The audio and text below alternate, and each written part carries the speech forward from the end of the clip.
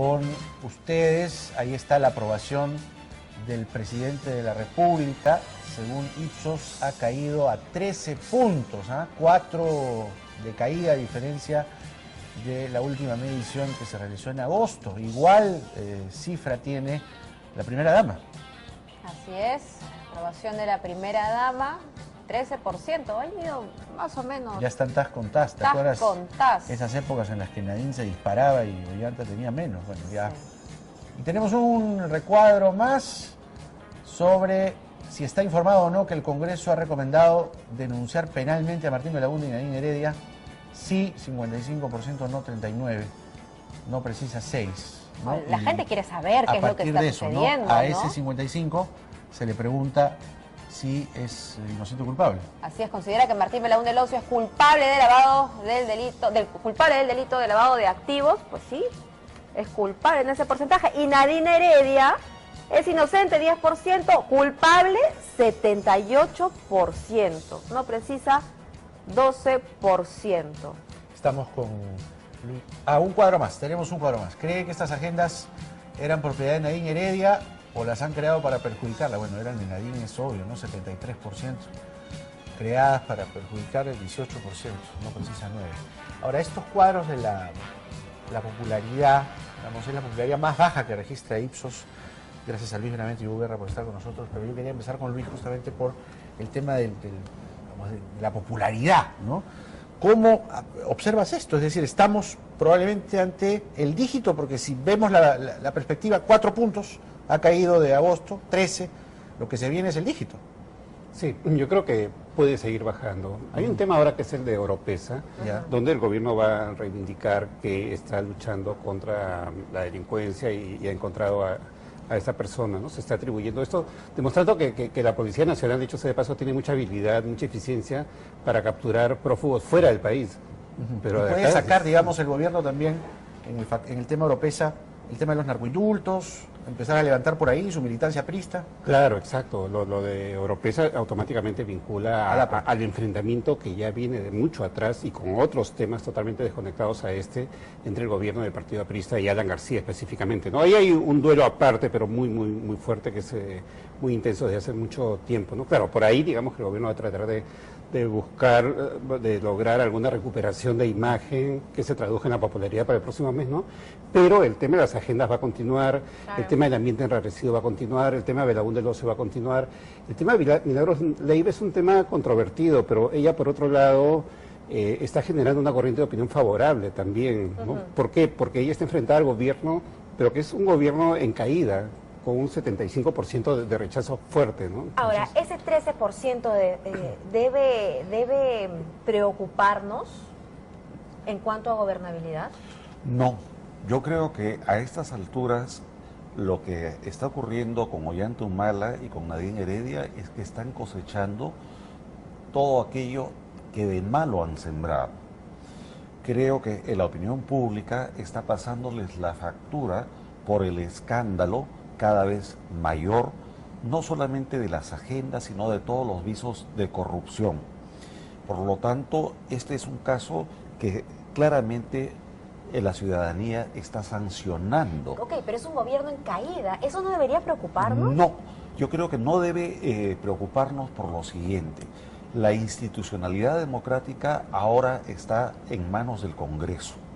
Tenemos a un presidente del Congreso que recién ha comenzado, tiene un apoyo de aproximadamente 25%, y eso nos dice que en la medida de que el Congreso se convierta o trabaje responsablemente, no deberíamos tener temor, incluso a una vacancia eventual de la presidencia. Ahora, Luis, revisamos gestiones anteriores, contextos anteriores, y el del dígito, el primero que se me viene es Toledo, ¿no? Pero claro, ¿qué hace diferente a Ollanta respecto a otros presidentes que han pasado por crisis así? Mirko Lago recuerda hoy que todos los presidentes, digamos, que se han ido, no se han ido precisamente en aplausos, pero ¿qué distingue Humala con respecto a darle asidero a estas versiones que han estado sonando desde hace 2 semanas de golpe y que, en fin, va a patear el tablero, que está buscando ahí unos militares para hacer una sonada? ¿Ah? Creo que una gran diferencia, y allí tal vez podría haber una pequeña similitud con Toledo, porque ambos regímenes se parecen un poco desde el punto de vista político y de gobernabilidad. Pero creo que un tema ahí como mal es la falta de capacidad política, de manejo político, ¿no? El gobierno de Humala ha jugado casi desde el comienzo en la soledad, ha ido reduciéndose. Por ejemplo, el partido de gobierno cada vez ha estado más enfrentado a su propia bancada. Es más, su propia bancada le dio el triunfo a Ibérico, eso es obvio, Sí, claro. ¿no? Desde el momento en que Heredia se opuso a la candidatura de Marisol Espinosa, pues eso es un secreto a voces, eso es obvio, ¿no? Eso no requiere mayor análisis para encontrarlo, ¿no? Por otro lado, el gobierno también está desconectado de las regiones, está enfrentado a los partidos. El mismo presidente no ha buscado operadores o voceros para el enfrentamiento, el mismo presidente se ha enfrentado abiertamente, incluso llegando a situaciones un poco que no corresponden a un presidente, ¿no? Como decirle panzón a un opositor o decirle Claro. que los otros salieron de una cloaca. No es la conducta que debe tener un presidente. Entonces, siempre ha abierto muchos frentes y lo de hoy también es parte de la factura que está recibiendo, ¿no? De la cosecha que decía Hugo, de aquellas cosas mal sembradas, ¿no? Por un lado en temas de corrupción, pero también por otro lado en temas de enfrentamiento político. Y esos enfrentamientos comienzan con un sector muy importante de la izquierda que lo llevaron al poder. Claro. Esa fue la primera ruptura. Eso en el frente externo, digamos, pero en casa, ¿qué pasa en casa, no? La pareja de esposos que finalmente dicen cogobiernan. ¿Hasta qué punto Nadine Heredia ha sido clave en la debacle del presidente Ollantaytamala? Bueno, definitivamente, y lo hemos dicho varias veces acá, gracias a ustedes, que Nadine Heredia ha venido representando un poder paralelo en el gobierno, absolutamente ilegítimo, inconstitucional inclusive, y de esto hay evidencias múltiples, desde los ex primeros ministros hasta otros ministros que han salido del gobierno. Y lo grave en este momento es que tampoco se nos escapa que hay una tensión instalada entre Ollantaytamala y el primer ministro Pedro Cateriano, que está manteniéndose y haciendo un esfuerzo por continuar, pero a cada momento se le Junto a rincona. los rumores de golpe y esto que se habla, también acompaña el rumor de cambios en el gabinete, ¿no? Entonces, ¿hacia dónde, digamos, apuntaría el gobierno, teniendo en cuenta este contexto, teniendo en cuenta el problemón de las agendas y que, no sé tú, pero yo veo al presidente más preocupado en las agendas que en el país? El gran problema que hay en este momento es que el gobierno, que ya era errático, por la falta de liderazgo, la falta de una ideología clara, la ausencia de un programa, ahora definitivamente es impredecible. Y dentro de esa dificultad para predecir cuál puede ser el siguiente paso, todas las hipótesis calan. Por ejemplo, lo que ha publicado el día de ayer el director de Perú 21 es sumamente grave.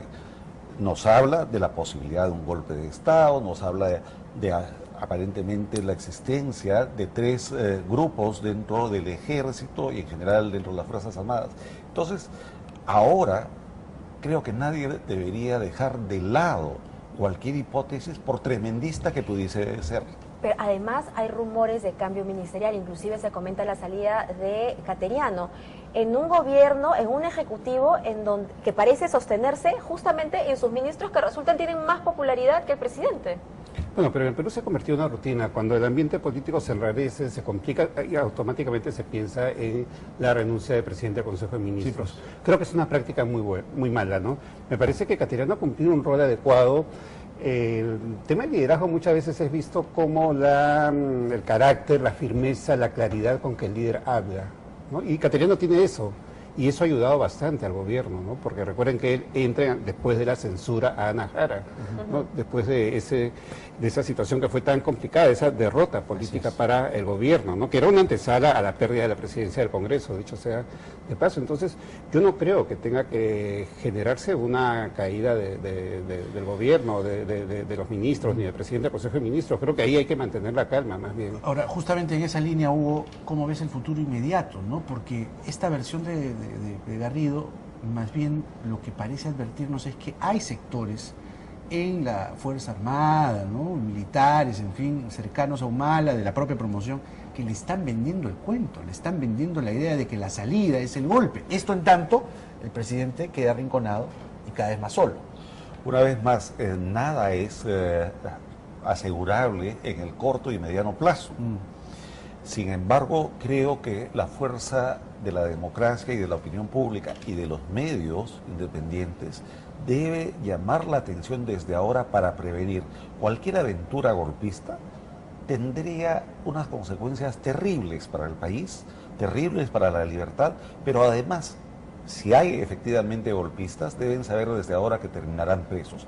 Y lo otro que hay que advertir es que tengan mucho cuidado otras instituciones, como el Poder Judicial, que ya están viéndose arrastradas a dar una especie de paraguas absurdo, equivocado, por ejemplo, con la última sentencia que va a impedir la investigación en torno a Nadine Heredia y a su hermano. Y la convierte en intocable prácticamente. El Poder Judicial tiene alrededor del 77% del país en contra. Entonces, tengamos cuidado, mantengamos la democracia. El Perú es impredecible a los analistas. Ahí tienen un capital bastante rico para trabajar y nosotros los periodistas para sorprendernos todos los días. Así Muchísimas es. gracias. Y poner paños fríos cuando haya que ponerlos, ¿no? Gracias, señores, por estar aquí. Muy buenos días. 8:01.